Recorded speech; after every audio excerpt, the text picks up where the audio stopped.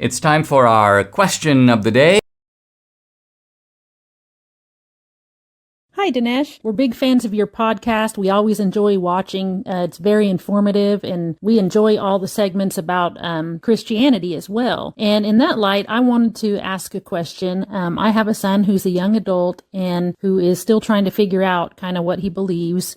We're a Christian family. We've gone to church. I've taught him about God and so forth. But, I understand as a young adult, you have questions and you want to make your own way. And as a parent, sometimes I don't always know how to answer these questions. One question that's come up lately is about the Big Bang Theory. And I find science interesting as well, which is another reason why I enjoy your segments on the Bible and how it correlates with science. What is your view of the Big Bang Theory? And do you feel that it correlates with what is taught in Genesis? Do you feel that those two can be compatible? Or do you believe that it contradicts what's taught in God's Word?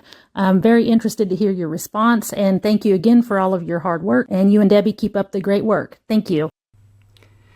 I appreciate the question. I would recommend to your son my book, What's So Great About Christianity, which is very much in the spirit of answering questions and dealing with issues and not trying to shut the door on them or even just say, hey, listen, God said it, that settles it. But rather in an open-minded way to engage the kind of questions that not just young people, but even a lot of adults have. Now, I want to talk about the twofold significance of the Big Bang, and I'm going to do it somewhat in depth, a little bit more than I normally do in answering a question. The Big Bang, in my view, vindicates the biblical account of creation, which is what? Which is, in the beginning, God created the heavens and the earth. Now, this is a kind of startling statement that comes from the biblical writers. And the biblical writers, let's note, aren't doing any scientific experiments. They're basically saying, God told me.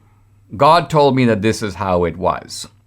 And that God created the universe out of nothing. Ex nihilo, as the Greeks like to say. Now, interestingly, there are many other kind of creation stories that talk about a sort of divine craftsman who made the universe. But pretty much in all of them, the stories that go back to the Babylonians and so on, you have this idea that God takes some pre-existing stuff and fashions the universe. God is sort of like a carpenter or a craftsman, but that stuff is there already. But the Jews and the Christians don't take that view. You find in the Bible the view that there is nothing. First there is nothing, and then there is a universe. And for the Greeks, this was really impossible. Why? Because out of nothing, you get nothing. The Greeks couldn't understand philosophically how you could get something out of nothing. This is a kind of impossibility. Aristotle believed that the universe was eternal. It always existed. And therefore, you don't really need an explanation of how the universe came into being. Why? Because there's always been a universe. And Aristotle's argument for this is kind of sophisticated. It's sort of philosophical. It's that when you think about things like space and time, it's really hard to assign to them a fixed point. Let's talk about time for a moment. If somebody says, think about a moment in time as far back as you can go, 30 million years ago. Well, 30 million years ago, there was time. But what about the day before that? And what about the day before that? 40 million years ago, well, before that, there was 41 million years ago. So no matter how far you go back, you can always add a day, add a year, and keep going further back. So this was kind of Aristotle's point. How could time possibly have had a beginning? And if it did, how did it come into existence out of no time, you may say?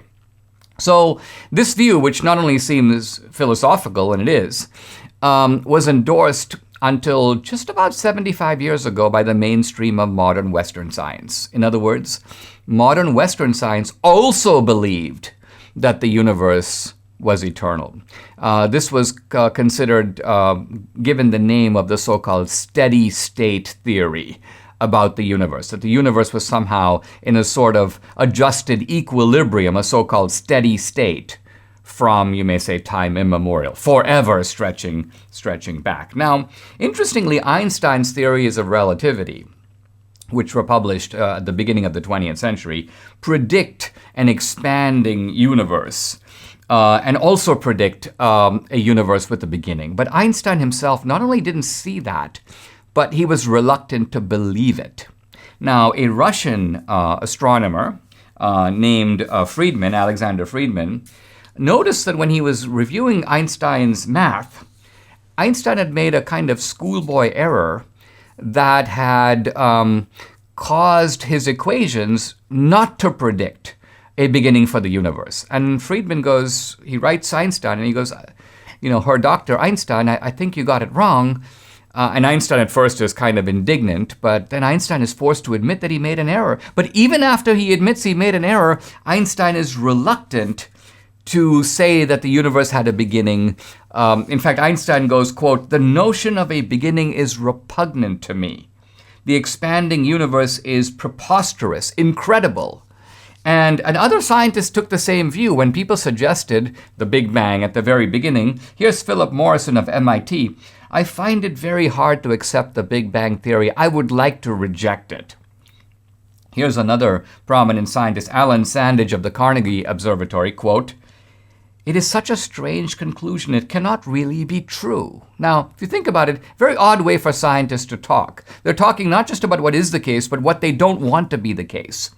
And an astronomy professor of mine, Robert Jastrow, by the way, this is Robert Jastrow's book, a very interesting book I recommend to you, called God and the Astronomers. Jastrow, world-class scientist, now dead, but he was the head of the Mount Wilson Observatory.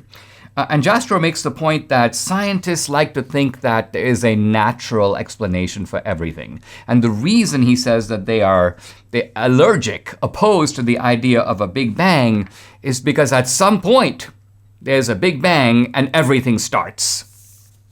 So Jastrow says, and this is the beautiful way he ends his book, think about what I said earlier about the fact that the biblical writers did no scientific experiments. They just said, God told us. And Jastrow goes, whoa, it turns out they were right. I'm now quoting him.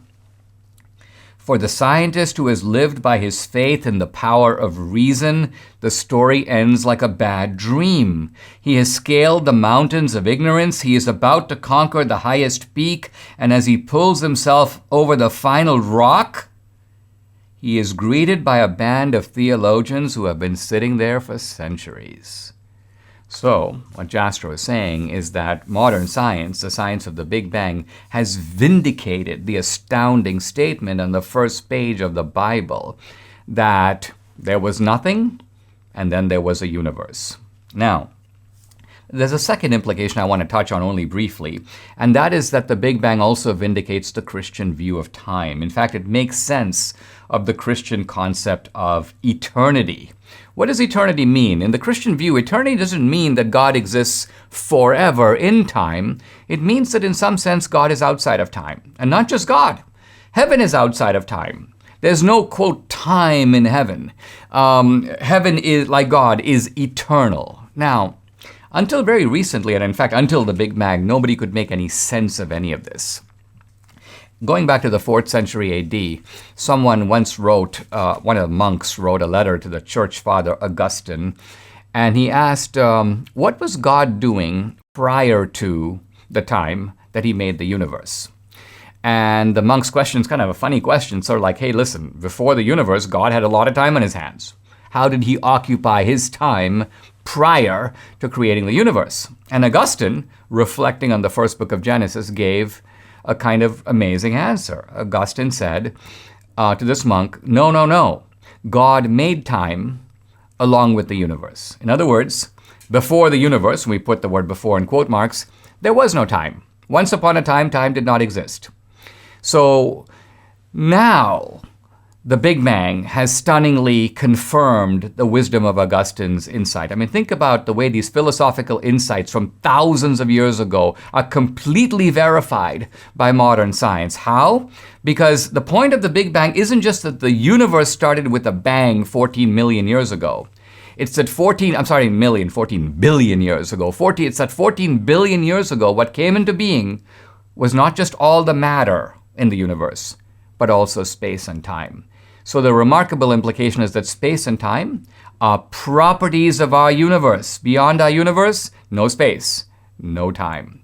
And what that means is that the concept of an eternal God existing outside or beyond time, having created the universe not just in time, but having created time itself along with the universe. I mean, think of how exciting it is to be a Christian and look at these ancient texts and see that these texts, which for many centuries were very difficult to make sense of in rational terms, are now stunningly vindicated by the most exhilarating and the most important findings of modern physics and astronomy.